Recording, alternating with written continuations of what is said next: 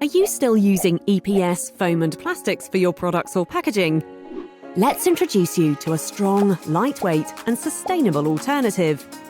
Paper Honeycomb. Fibre-based paper honeycomb is developing fast.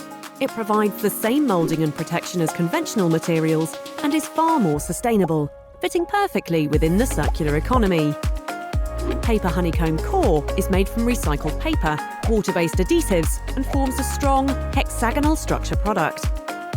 This lightweight product can be made with varying cell sizes, thicknesses from 6mm up to 150mm, and widths depending on the intended use.